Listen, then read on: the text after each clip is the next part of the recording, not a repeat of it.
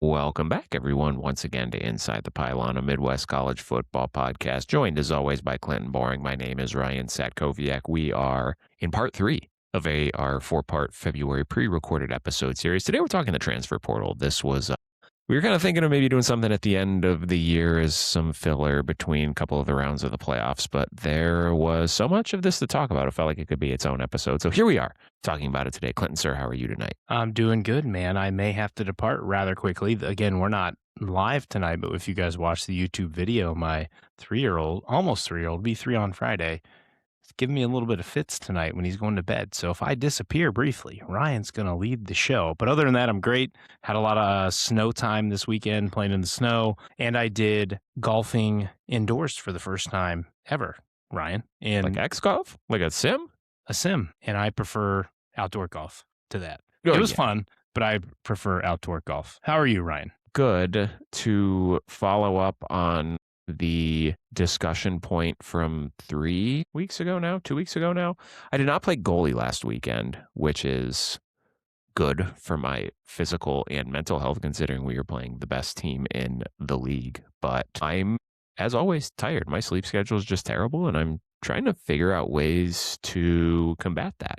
So tried to sleep a little less tonight to set myself up to wake up early tomorrow. I don't know. If you're listening and you have any good sleep hygiene tips, I'm certainly open to those because my sleep schedule is just awful, Clinton. And yeah, it's kind of affecting my quality of life throughout the work week, but it's good. Excited to be here with you again. Still kind of working on some woodworking stuff that's taking a little bit of a backseat this week as we prepared for this transfer portal episode. A lot of legwork went into this, and I'm excited because it'll kind of help us as we get into our spring prep here in the coming weeks for ITP, just kind of familiarizing ourselves with some of the fresh faces in the Big Ten, Midwest portion of the sport. So kind of excited to dig into that with you tonight and getting your thoughts on some of these guys. Before we dig in, guys, reminder, as we are heading into year 3 of this podcast officially in April, your support has meant a lot to us to this point, and we're still looking to push our boundaries and grow. It's been we've really enjoyed watching this thing grow over the last 2 years, and anything you guys can do to help spread the word about it, we would greatly appreciate it. So a reminder, as always, if you want to follow us on social media, whether it be Twitter or Instagram or YouTube, you can find us at all 3 of those locales. The @ is ITPCFB. Make sure you're subscribed to that YouTube channel to get video form of these podcasts as well as shorts that Clinton will put up throughout the week. Follow us on Twitter. That's going to be our one-stop shop for where you can find all of our content and interact with the show. And make sure you are following the show on Apple or Spotify or wherever you get your shows so you can get notified as soon as these pre-recorded episodes drop. Clinton, welcome back. I'm winded. I'm out of shape for running upstairs. You need to do cardio. That's what happens when you don't do cardio. I lift weights faster, less rest break time. You're not training the engine though. I think we're good now. We'll see. I'm ready to do this, Ryan. You threw me for a loop. I thought we were doing coaching carousel first, and you said transfer portal, and I was like, Whoops. Better pull up the other sheet. Yeah, this will be fun. So this is not meant to be a comprehensive transfer portal overview because, one, there's a lot of guys from FCS D2 rank, well, maybe not as much D2 rank, but from FCS ranks, and it's really hard to get statistics on these guys. So it's not going to be a full overview of that. That would also take way too long, and it would probably bore you to tears. So we're not going to go through every single person who is joining these Midwest schools via the transfer portal this offseason. We're going to go through each of the 18 Big Ten teams plus Notre Dame. Just a quick overview of the class, just some raw numbers, and then Clinton and I are going to give maybe 1 or 2 guys, or in some cases a position group that has potential to be an impact transfer, and then possibly a sleeper group or position group in there as well, just to give you guys kind of a rundown on what to expect, what is a little new in the Midwest this year. Let's start from the top, man.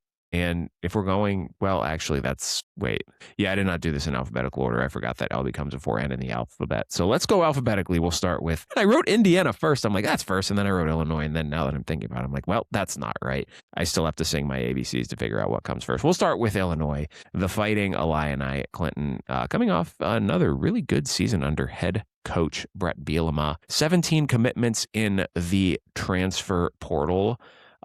a pretty even split offensively versus defensively. Their biggest haul coming at the defensive line position, where they lost a fair amount in the portal, but they're bringing in 5 defensive linemen, all from lower levels of football, both the G6 and FCS, and necessary because they lost players to South Carolina, Texas A&M, Purdue, Pitt, and Michigan State. So a lot of turnover on the Illini defensive line this year. But I think the 2 position groups to highlight here, considering what they also lose via graduation and the transfer portal, is the quarterback and wide receiver room.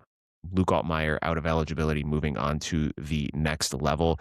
They bring in 2 quarterbacks, one being Maurice Smith from something called Chowan. I did not look any further into that. I put a question mark because I'd never heard of it before. I don't know if you've heard of it, Clinton, but the big name here to know is Kattenhauser, quarterback to ECU last year, formerly of Michigan State. Michigan State, the cradle of quarterbacks. I think there are 4 former Michigan State starting quarterbacks who are going to be starting for P4 teams this year. Crazy when you think about it. Also in the wide receiver room, they lose Justin Bowick to Oklahoma State and Malik Elzy to LSU, and they are bringing in, they raided the state of Florida, Clinton. They're bringing in Alex Perry from FIU. He of 56 catches for 840 yards and 9 touchdowns last year, and Jay Sean Platt from Florida Atlantic, 46 catches for 720 yards and 5 touchdowns. So for me, Clinton, looking at the Illini, I think the big name to know is going to be Kattenhauser. This was a team that they kind of struggled running the ball last year, and they went as far as Luke Altmaier took them on offense. So a great opportunity for Kattenhauser coming back to the Big Ten, and he'll have a chance to show what he can do in a more competitive conference. No disrespect to ECU.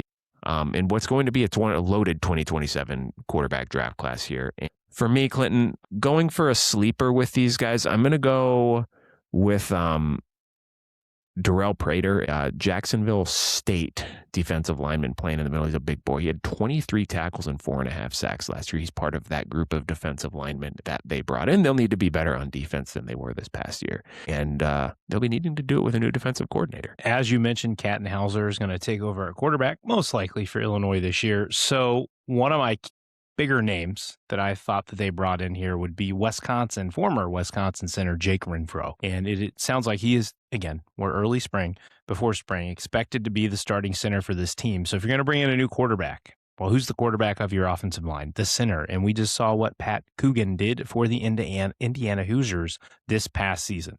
2 names, maybe more sleepers for you guys to watch. Cornerback room, both of them. Deuce Fillmore, he logged 498 snaps last season and graded higher than any Illinois cornerback, in addition to Illinois snagging the #1 JUCO cornerback in Jaquan Morris. So look for Illinois to tighten up on the perimeter this year to try to slow down what the Big Ten has some pretty stellar wide receivers. I like that. Going off the wall there, Clinton. Next up in the alphabetical list, now I've got to check my work on this one. N becomes before O. Indiana Hoosiers, the defending national champions. I can't do math. I can't do my ABCs. This is just embarrassing, Clinton. I was kind of fascinated digging into Indiana's portal haul because I expected it to be a little bigger, considering where they've kind of made their bread the last 2 off seasons, but a very modest portal class, only 17 commitments. The big names to know, again, at the quarterback and wide receiver positions, considering what the Hoosiers are losing. They'll be replacing Heisman Trophy winner Fernando Mendoza with TCU quarterback Josh Hoover. Had a pretty good year this year at the wide receiver position. 2 big names coming in: Nick Marsh from Michigan State, transferring within the Big Ten, and Shaz Preston from Tulane.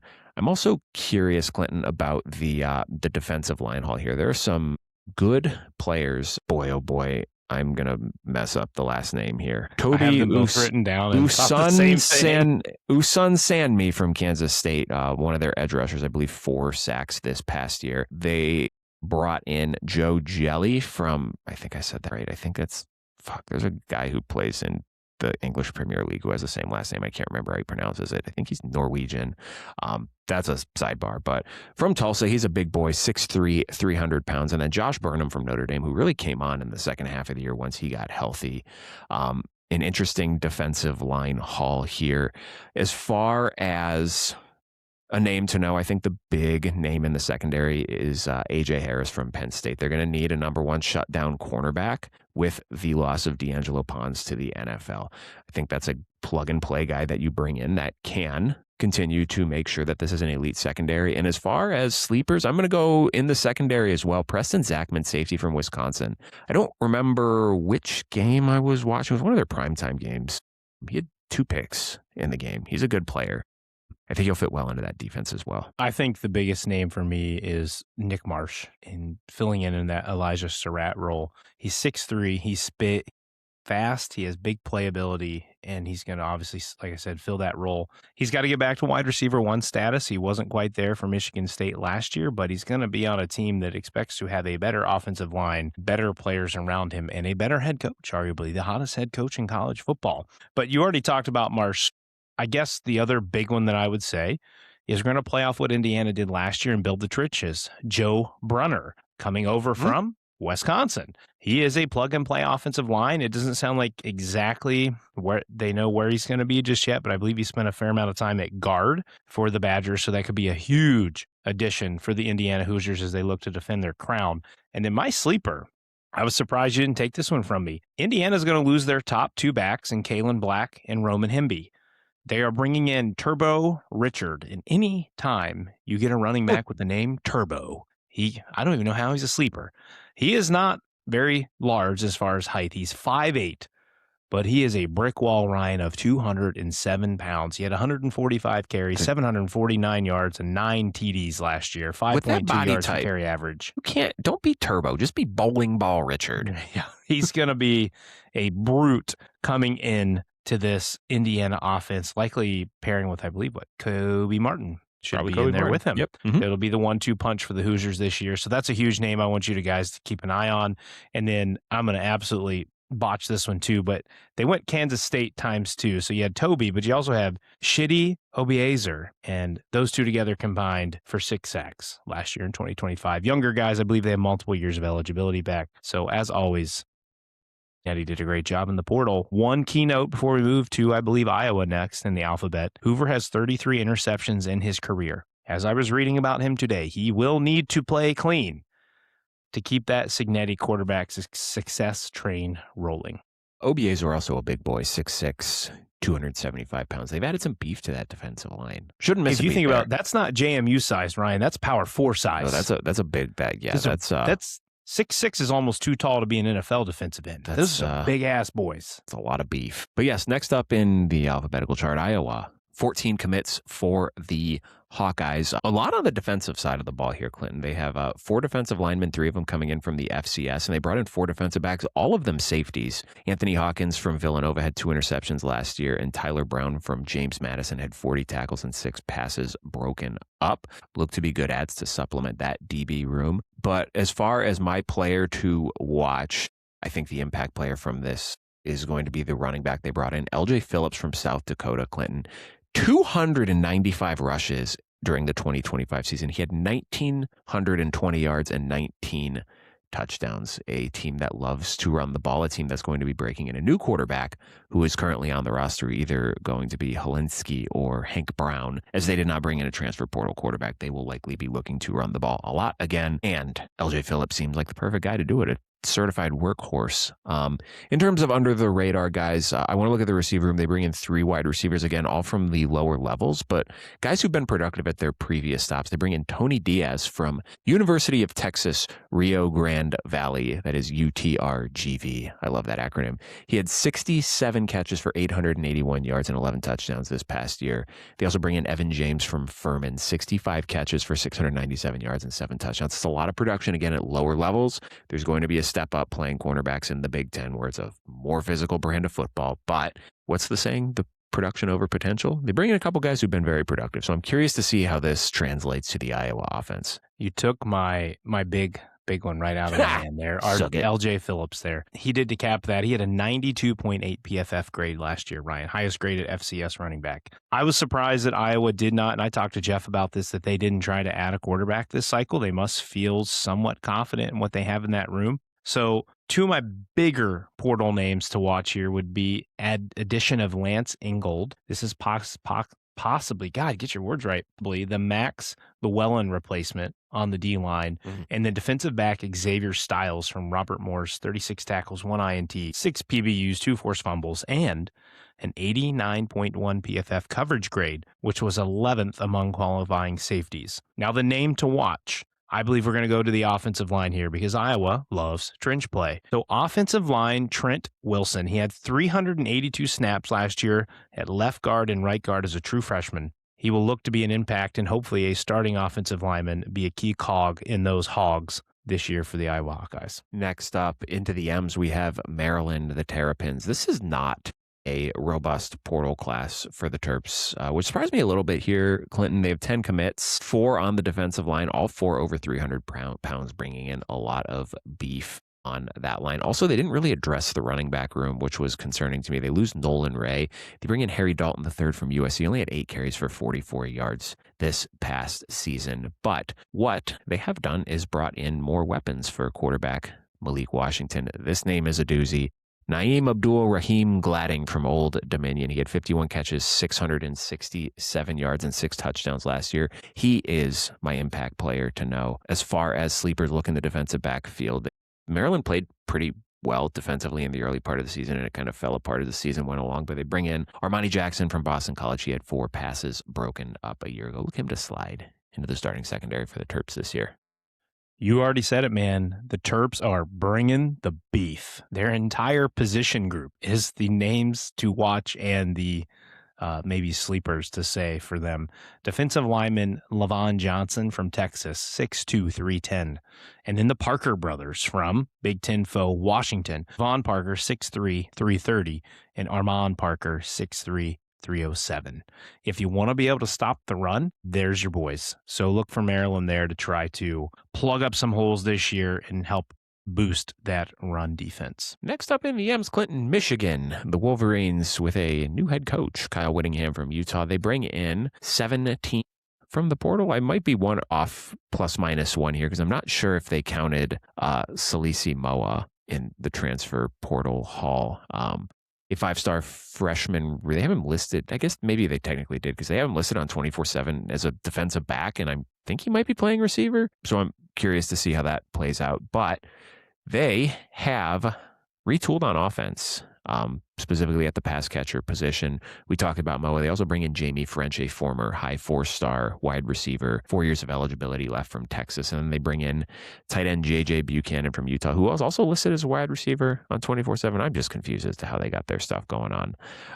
At the running back position, they lose Justice Haynes, but Jordan Marshall's coming back. They bring in 5-star Savion Hyder. Running back transfer Taylor Tatum from Oklahoma comes in, but apparently he's playing safety is something that I read last week. Very strange. 2 quarterbacks coming in for depth behind Bryce Underwood, but I'm looking at the defensive front 7 here, Clinton. Couple names to know: Max Alford from BYU and Alisi Moa from Michigan State. I don't know if he has relation to the other Moa. A sleeper, I'm going to call him a sleeper. I'm going to get the sleeper out of the way before we do the impact player to know. John Henry Daly. He had 11.5 sacks for Utah last year, an exceptional pass rusher, but he also tore his Achilles in November. He says he's going to be ready in 6 months. We'll see if he's ready in 6 months, and if he is ready in 6 months, we'll see how explosive he is. But if they get him at 100% to start the year, that is a game-changing pass rusher.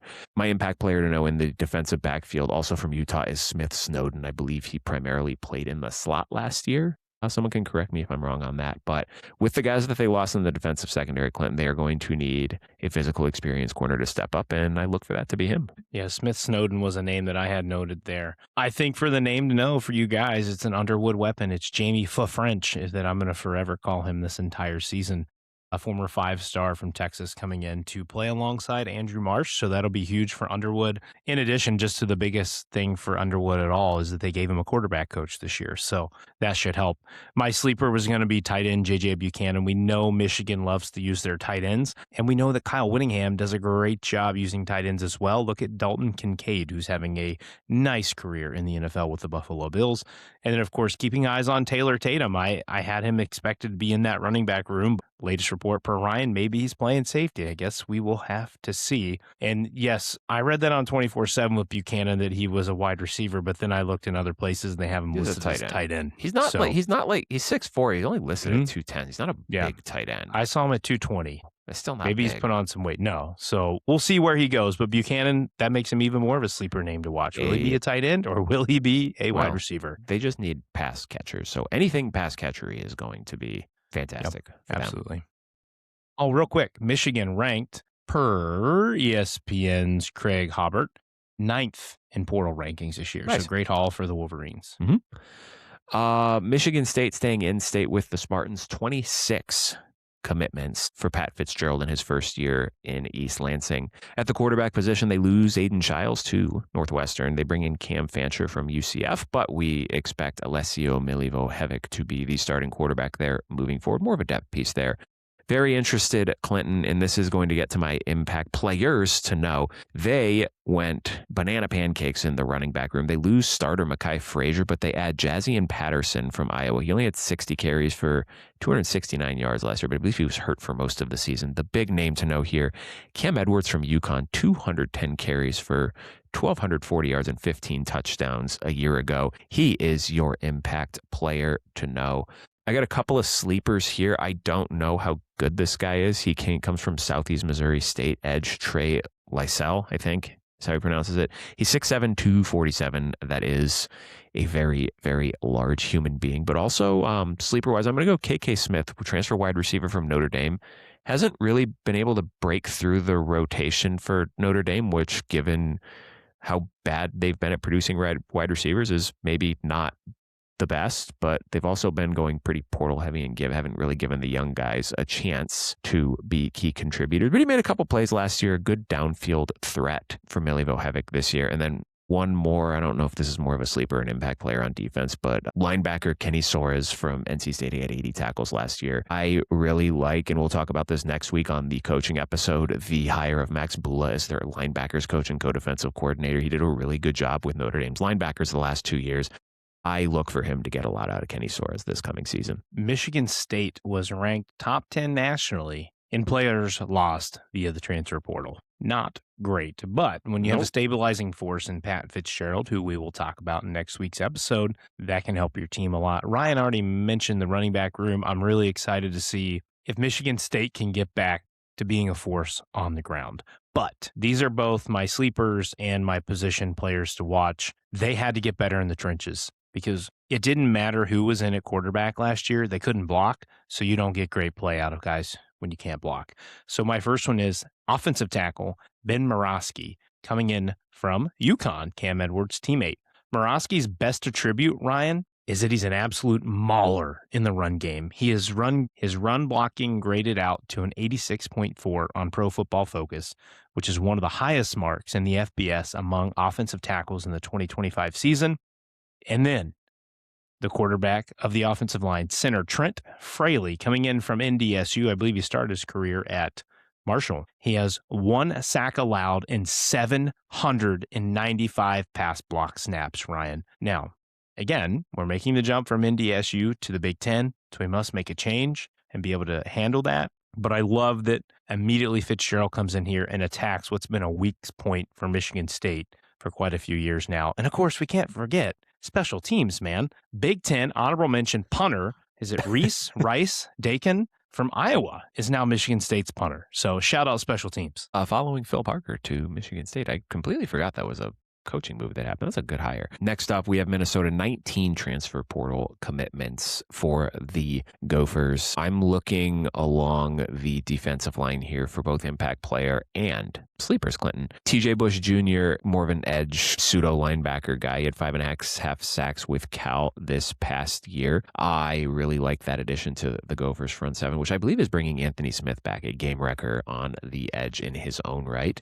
They're also adding some beef in the middle from the Marshall Thundering Herd. Naquan Crowder, 6'3", 320, and Sid Kaba, 6'3", 289. A couple of big hog mollies in the middle on the defensive line. And now I'm up as I was reading my names on here. Well, Minnesota, it's really important for you to have running back depth because we all love Darius Taylor, but he's a little bit soft injury prone, and Fahim Ijaboy will no longer be there this year with them, but they did add Jerron and TJ Thomas from Purdue and Elon to help bolster the depth behind him. But you also got to have some wide receivers for them to throw to, and that's going to be wide receivers Perry Thompson out of Auburn and Zion Steptoe from Tulsa, in addition to Caden Helms from Oklahoma. So those are 3 names that Minnesota's going to need, sleeper names that they're going to need to step up on this offense this season. Going to Nebraska, 16 transfer portal commitments. I think the Nebraska quarterback situation was probably one of the most underrated, fascinating storylines of the offseason. You lose Dylan Raiola, who we'll talk about here in a minute.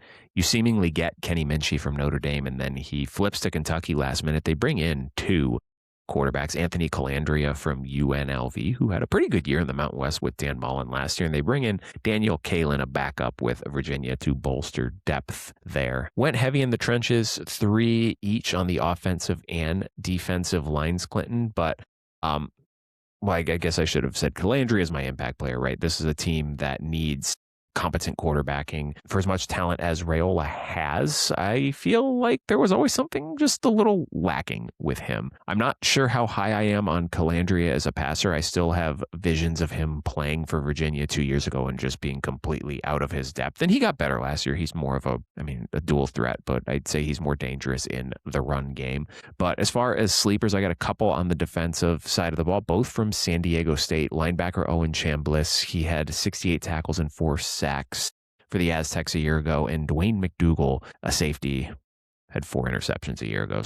A couple of Aztecs coming to become Cornhuskers for what was a really good San Diego State defense last year. A couple names to watch there on the back 7 for the Cornhuskers. My biggest impact player is going to be Calandria. How can it not be when you lose your starting quarterback to go be a backup for a rival in the Big Ten? So let's see what Calandria can do if he can get himself right against even bigger talent here in the P4. And my names to watch are going to come on that defensive line because Nebraska was pretty damn good against the pass last year, Ryan. But you know what they weren't good against? The run. They gave up 175.4 yards per game in 2025. So how do you fix that? You got to plug holes. They're plugging holes with Owen Stoudemire and Jashir Washington.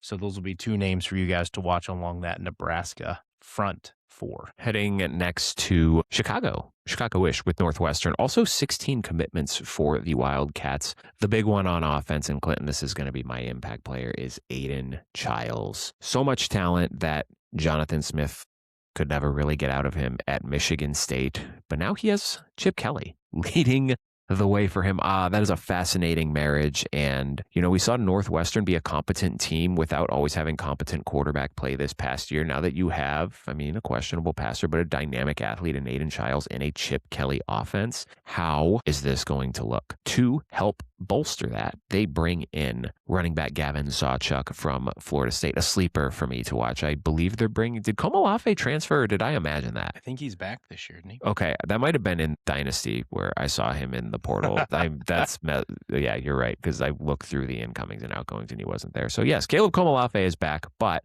we saw it with Chip Kelly at Ohio State. He really utilized that 2-back system, and if they're going to be more of a run-first team, you need another competent running back. I really like that addition. I like that marriage. He was a good player for Florida State. Name to know on the defensive side of the ball in the defensive secondary, Brendan Dees Fernandez from Central Michigan, 2 interceptions and 8 passes broken up a year ago. My biggest impact players, same as Ryan, Aiden Childs. Quarterback makes the world go round, and Northwestern needs it. Aiden Childs, I believe, has 2 years of eligibility left.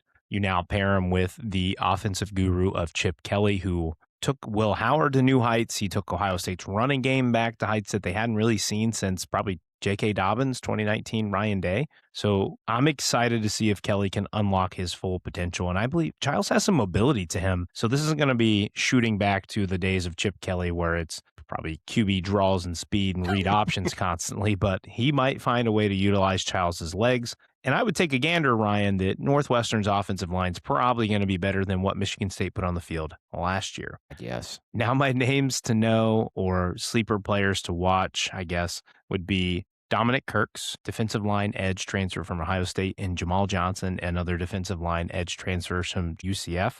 This is to help soften the blow of the loss of Anto Saka here. Mm-hmm. And I believe he is now a Texas A&M Aggie, if I remember correctly. So you've got to be able to generate pressure in the Big Ten. There's a lot of good quarterbacks. There are great quarterbacks in the Big Ten. And if Northwestern is going to want to finish some of these games that they couldn't last year, look at the Michigan game when they had them on the ropes, couldn't finish it. You've got to be able to generate pressure up front and control the line of scrimmage. So we'll see if Kirks and Johnson can help them do that. Next in the alphabetical list, taking a brief pause from your previously scheduled Big Ten programming to talk about the Notre Dame Fighting Irish. Only 7 commits for Notre Dame, Clinton, but they have the highest average player rating per 24/7. And I guess when you get a bunch of young guys who were 5 stars coming out of high school but haven't done much in college, that's kind of what it happens for you. Well, I'm sure you'll talk about the Ohio State guys, so I'll leave that for you to discuss. But I think the key to this transfer portal class is the defensive line haul. They needed help at defensive tackle bad. In comes Francis Brew from Pitt. He had 36 tackles and a sack last year. Tion Gray, 18 tackles for Oregon. He is a big body that they do not have on this defensive line, 6'6", 336 pounds. And the prodigal son returns home, Clinton. Keon Keeley, a one-time Notre Dame commit, spent the last 3 seasons at Alabama. He had 13 tackles and 3 sacks this past year. Came on a little bit towards the end of the season, but they will be definitely relying on new defensive line coach Charlie Partridge to get the most out of those 3, because that is going to be a key position for Notre Dame if they want to make a college football run. They need somebody on the defensive line to step up opposite Boubacar Traore to be an impact player. I think the names that you guys need to keep your eye on are sitting at wide receiver. They are 2 former 5 stars, Quincy Porter Jr. and Mylan Graham from the Ohio State University. Am I bummed that they left? Absolutely. Ohio State had great depth, and Brian Hartline typically doesn't recruit wide receivers unless you've got some talent to you. First, Mylan Graham. He was with Ohio State for 2 years, hasn't done a ton. There was questions about effort in practice and blocking, which is what Hartline you have to do for him to get on the field.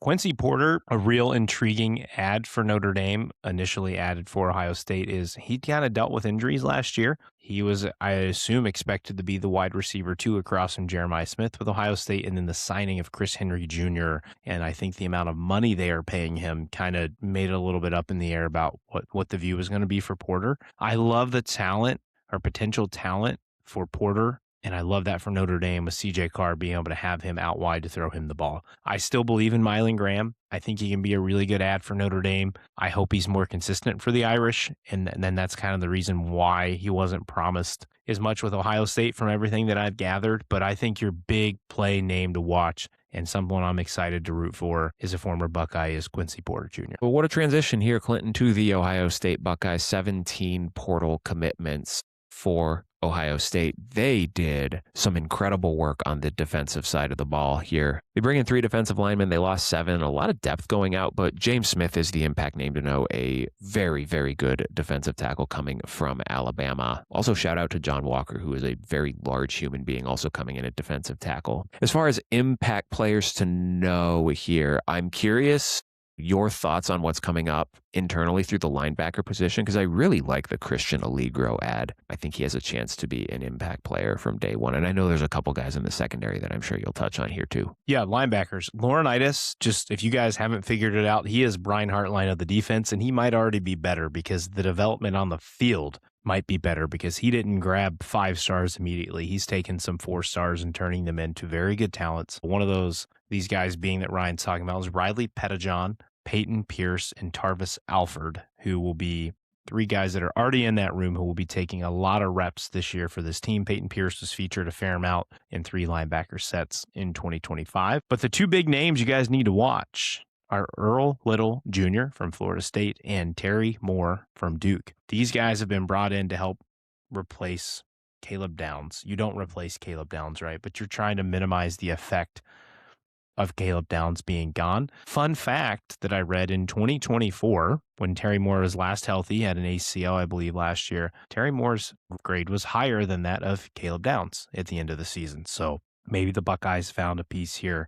But the biggest addition for the Buckeyes, Ryan, and maybe he's a sleeper, maybe he's not, but if you follow the Buckeyes close enough, you'll know. It's kicker Connor Hankins from Baylor. Good call. You heard it, folks. No more Jaden Fielding. We will have sophomore kicker Connor Hawkins kicking for the Buckeyes this year. He was 37 for 37 on extra points last year and 18 of 22 field goals. And guess what, Ryan? This son of a bitch can kick a field longer than 50 yards. He has a field goal long of 54 yards. Holy cow, we got a kicker, boys. And we hired a special teams coordinator. Are we finally taking special teams serious in Columbus? I don't know, guys. But that's my sleeper and my biggest impact player, Connor Hawkins. Shout out to you, buddy. I think that I've been seeing stuff on message boards where it's like we're probably like a year or two away from kickers getting absolutely massive NIL deals. Like if you're like a good automatic kicker, that's got to be like it's just such a weird position to evaluate and navigate. But like, is that the second most important position on the field? Is that a hot take to say? No, Ole Miss isn't in the semifinal without theirs. Dude's out here banging 56 yarders. Well, It's then absurd. Oklahoma had the Groza winner, and if maybe he made a field goal in the first His round shorty game, shorts. His Daisy Dukes. Maybe they beat Alabama if he makes a kick in that game. Staying with the O's, we got Oregon next. 13 commitments for the Ducks. They do a really good job of just recruiting high school and then supplementing with high-end guys through the portal.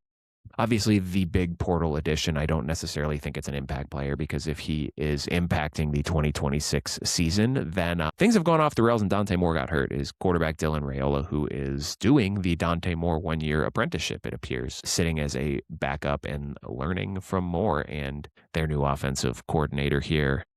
Couple of names to know. I think the big impact addition on the defensive side of the ball is Coy Parrish from Minnesota. They had great success bringing Dylan Thieneman from fellow Big Ten rival Purdue last year and turning him into what's probably going to be a day 2 pick.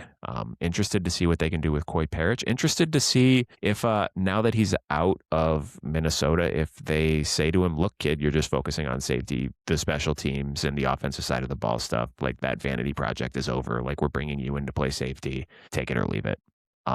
So that's my impact player to know. A couple of sleepers on the defensive line. They bring in Jerome Simmons from Louisiana Monroe. He is 6'4", 330 pounds. And Dontre Robinson from UNC, 6'4", 315. More depth pieces, but big depth pieces for an Oregon team that I think returns all 4 of their defensive line starters. So that's already going to be a really good unit, and they supplemented it well. Oregon finished as the number 19 ranked portal class, and I believe Parrish was listed as the number 19 ranked player per ESPN.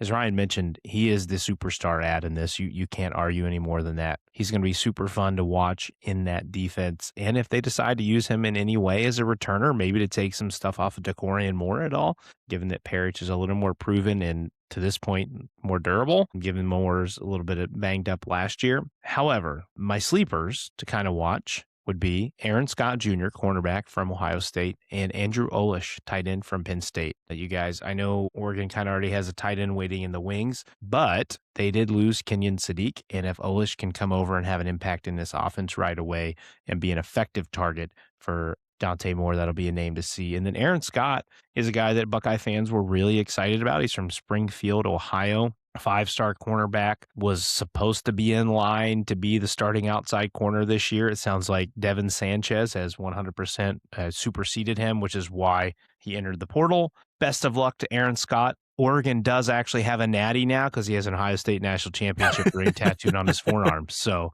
they have one person with a natty on their team. But I'm excited to see what Scott Jr. can do if he comes in, is able to earn a starting spot. He'll be across from Brandon Finney, and we know how good Finney was for Oregon last year. Great ads, and then, of course, the most mind-boggling, quizzical ad in Dylan Raiola. So we'll see how that goes. Hopefully we will have to wait for 2027 for that. Next, Clinton, we have the Penn State Cyclones. Nittany Lions. 36 commits. It seems like almost all of them came from Iowa State. Not all of them. Most of them. 2 quarterbacks from Ohio State, a running back from, did I say Ohio State? 2 quarterbacks from Iowa State, a running back from Iowa State, 5 wide receivers, I believe, are all from Iowa State. They imported Iowa State's 4 leading yards getters and 5 leading pass catchers from this past year. 3 linebackers from Iowa State, 3 defensive backs from Iowa State. Matt Campbell brought his boys with him, and there are some good players on this. Impact player for me, obviously, it's Rocco Beck. This is, I kind of feel bad for Penn State fans because I think like Ethan Grunkemeyer was starting to come into his own, but he goes to Virginia Tech with James Franklin. Interested to see what he does there in what should be after Miami a wide open ACC, but I digress. I think we talked about this on a previous show. I am not the biggest Rocco Beck fan, and I don't know that airdropping him from the Big 12 into the Big 10 is going to do him any favors. So this is an offense that's going to go as far as he takes him, and this is not a difficult schedule by Big 10 standards. Playoff spot is there for the taking if he can come in and hit the ground running. Maybe off the wall name to know.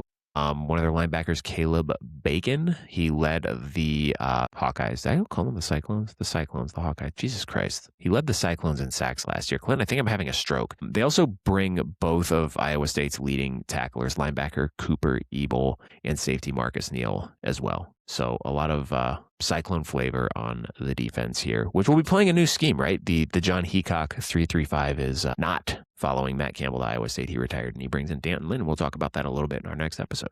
Yep.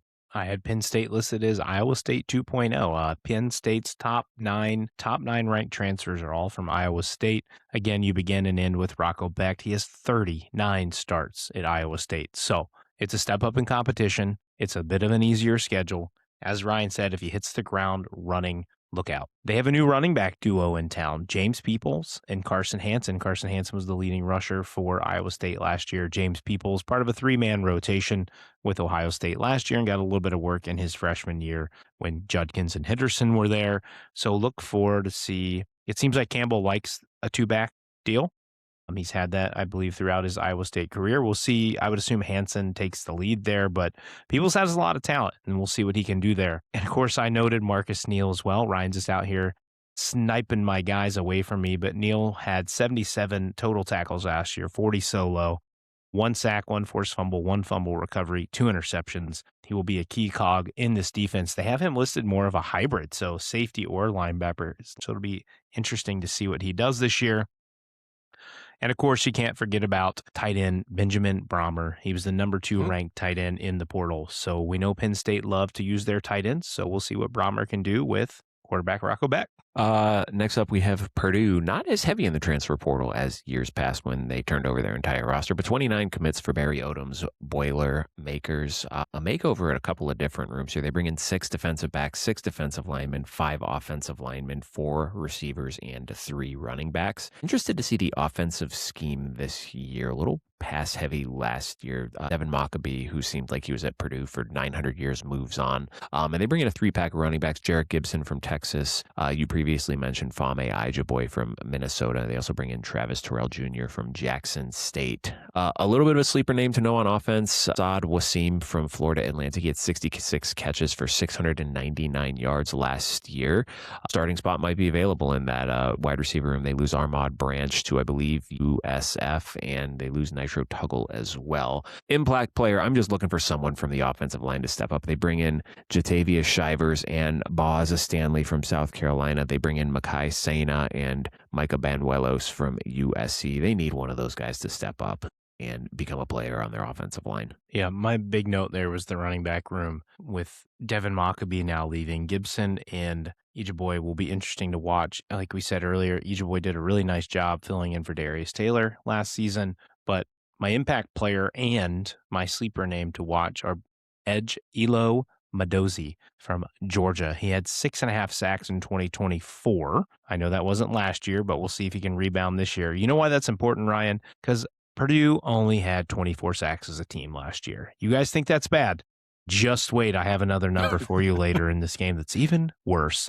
But per On3, Purdue had the 4th best transferred class in the Big Ten and the 24th best class in the country. So Barry Odom making waves in Boilermaker Nation. Is this a Rutgers comment you're going to make? Because this is where we're going next. The Rutgers Scarlet Knights who could not sack the quarterback. Well, they had 34 last year. Okay. Well, they got So they after the improved. quarterback. They got after the quarterback. Well, they're doing the thing again, Clinton, where they're rating the MAC for MAC and G5 for talented pass rushers. 13 commits for the Scarlet Knights. A pretty small portal class, honestly, for Rutgers. They bring in quarterback Dylan Lonergan from Boston College. Is that your Ethan Kaliak-Manis replacement? They're interested to see how that quarterback battle plays out. But I'm looking at the defensive line and linebacker for impact players / sleepers, however you want to phrase these. They bring in Malachi Davis from Toledo. He had 35 tackles and 5.5 sacks last year. Jadan Burnett from Tulsa had 28 tackles and 6.5 sacks. And linebacker Ty Morris from Rice, 88 tackles, 2.5 sacks last year. Clinton, those are 3 really good G5 players. If they can become 3 really good P4 players, Rutgers might not have a god-awful defense next year. Maybe. Clinton has nothing to add because Ryan read all 3 of those players right off of my sheet because it's the exact ones I had. I'm excited to see what Rutgers can do. We know Shanu is a pretty good defensive mastermind. They need health, They need help. They They need to do need get help. better in 2026. We just mentioned it. I believe they went from 22 sacks to 34 sacks between 24 to 25. We'll see what this team can put on the field, but I have no other names because you took all three of mine. Well, we'll see what kind of crossover we have on UCLA as they're bringing in 41 new commitments. They're also bringing back Nico Iamaleava, a big win for new head coach Bob Chesney. The impact players to know are some of the JMU guys. Wayne Knight was one of the best running backs in college football last year. He is following Chesney to UCLA to hopefully give the Bruins a running game that they desperately lacked last year. Impact players to know on defense, edge Sahir West had 7 sacks for the Dukes last year, and DJ Barksdale had 12 pass breakups as well. A sleeper possibly to know, Aiden Mizell transferring from Florida, wide receiver. They are going to need some help because Quasi Gilmer transferred out, and so did Rico Flores, and I don't really think that they have a lot of returning production at the receiver room. So they need someone to get Nico the ball. They need someone for Nico to throw the ball to. We'll see if Aiden Mizell can be the guy. You know why Sahir West is also important, Ryan? Not only was he first-team freshman All-American by The Athletic, earned Sun Belt Conference Freshman of the Year, added ECAC Defensive Rookie of the Year to an already loaded resume. To cap it off, he was in second-team All-Sun Belt as a freshman. Here's the other stat where I said it could get worse. West had 7 sacks last year, Ryan. You want to know how many UCLA had last year? 12? 10. Ugh. It That's got bad. way worse. That's so bad. So West on his own was almost more productive generating pressure than the entire UCLA defense. That was more my sleeper guy, even though he's not really a sleeper, but it's a JMU ad following that Signetti train here. But Wayne Knight, man, absolute dog at running back. 207 carries, 373 yards, 9 TDs, 0.6 yards per carry. You know why he's a big impact player, Ryan? Because Nico led UCLA in rushing last year with 505 yards, and their best running back was former, I believe, Michigan State running back Jalen Berger, 364 yards, 4.5 yards per carry, and only 2 touchdowns. So huge theoretical upgrade in the backfield for UCLA under Bob Chaney. Next, USC, another small portal class, only 8 commits for the Trojans, probably because they signed 950 kids out of high school and don't have the roster space. One of the big notes for the portal season, they lose potential quarterback of the future, Hassan Longstreet, who transferred out to be a backup at LSU. I think he went to LSU instead of saying to be a backup at USC. It's funny. I don't understand this portal shit. Like, what? Why? Aren't you seeing that LSU's under investigation? Throwing deals under the table and not reporting them? Yeah, you think USC's any better than that? Give me a break. I think they said there's a Big Ten team, and that would be my guess is that it's USC. Impact player to know, Jontez Williams from Iowa State. He got hurt early in the season, and their pass defense suffered because of it. I think he was getting early preseason grades as a potential day 1, day 2 pick before his injury. That is going to be a stabilizing force in the secondary. Sleeper named tight end Tucker Ashcraft coming over from Wisconsin. They lose Walker Lyons, who transferred to be with younger brother Ryder Lyons at BYU. So they'll need a new tight end, and they utilized the Lions pretty well last year. So I'm going Ashcraft as a sleeper to know. Yeah, Jontez Williams was my biggest name to know. He was all Big 12 in 2024, but as Ryan mentioned before, he got hurt 5 games into the 2025 season. The name to watch is Terrell Anderson, wide receiver. USC lost stars wide receiver Lane and Lemon last year. Mekhi Lemon is, depending on who you see, he is a top 5 wide receiver in this class. Some people have him as high as 2, some have him sitting at 5, but I want to see if Terrell Anderson can make an impact on this team. He had 39 catches, 629 yards, 5 TDs for the NC State Wolfpack last year. This was the lowest amount of portal signees in the Lincoln Riley era, as well as the biggest freshman classes signed with 35 freshmen. You know what that tells me, Ryan? They brought back a lot of guys. But when depth needs to play, they're going to have to rely on a lot of young guys. And that's going to be really interesting to see how that pans out. 2 more teams here. We're down to the W's. The Washington Huskies, 13 commitments here. 4 on the defensive line. The name to know there, Kai McClendon from Mississippi State. He had 30 tackles a year ago. My impact player to know here is Jaden Lamar, transfer running back from Oregon. Jonah Coleman off to the NFL. Adam Mohammed transferred to Cal. There is a gaping hole in that running back room that needs to be filled. And Lamar he was a good player for Oregon. He was part of the committee there, but now he has a chance to kind of be a 1A or maybe just a a number one overall. We'll interested to see what he does there. Sleeper name to know: defensive back Emmanuel Carnley from Virginia had 8 pass breakups last year, looking to supplement what's a pretty good Washington DB room and was a pretty good Washington defense last year. My biggest name to know from the portal was being able to keep DeMond Williams and not letting him go to LSU. Now, So awkward. that's going to be an awkward team transition with him coming back this year, especially after Darian Mensah just said you to Duke and took off to Miami after signing supposedly a 2-year deal. So I think that's a real big intrigue one, because it's not just the awkward situation of a player doing that, but it's the number one position group on an NFL team being quarterback. So we'll see what the relationship is with his team and Fish and see how it goes. My thoughts is it'll be all taken care of. It'll all be a wash. Name to watch, though, position group to watch. The Huskies lost 8 defensive tackles due to graduation or transfer. They had to rebolster that room. So my name to watch is Deshaun Watts, 6'2", 318 pounds. He's a 12-game starter in an all Big 12 selection last year. They had to retool the middle. I think they had 3 or 4 defensive tackles, but this is the name I picked. So keep an eye out for Deshaun Watts. Last up, we have the Wisconsin Badgers, 33 portal commitments. Big credit to Luke Fickle-Clinton. They went hard in the portal this year, and they got a lot of really good players. This is going to be an interesting team this year. The impact player to name is obviously quarterback transfer Colton Joseph from Old Dominion.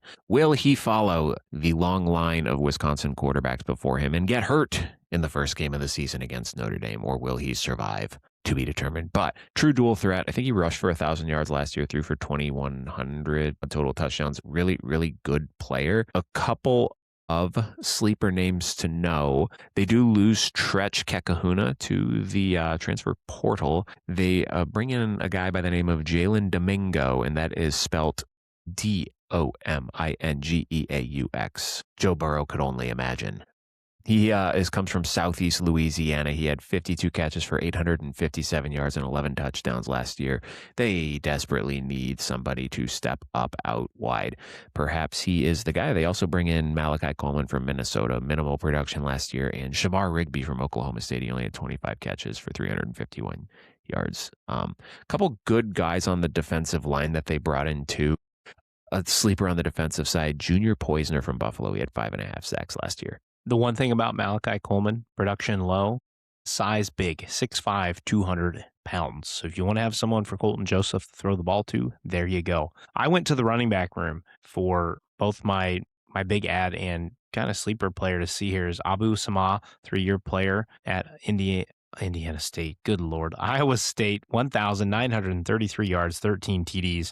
And then they also brought in former USC running back Brian Jackson. They also did a good job adding in some cornerback depth, Kai Bates, Bryce West, and then linebacker Jaden Lofton, who are all consensus 4 stars out of high school. So we'll see what they can do with those. That is your crash course on the transfer portal. Obviously, a lot of names to know, a lot of names we didn't touch on, and probably a lot of names who are going to be good players that we did not touch on in 2026. Look for more on this in the That's coming... what the spring previews are for. Yeah, I was going to say, look for this in the coming months when we get into our spring preview series, when we break those down a little bit more. Then obviously into our summer previews, we'll get a little bit more in depth with it once we're through spring ball and we have a better idea of how some of these players are going to fit into the equation at their new schools. But that is all for this edition of the Transfer Portal episode here on Inside the Pylon. We'll be back with our final pre-recorded episode for you guys next week, talking the coaching carousel. Thanks.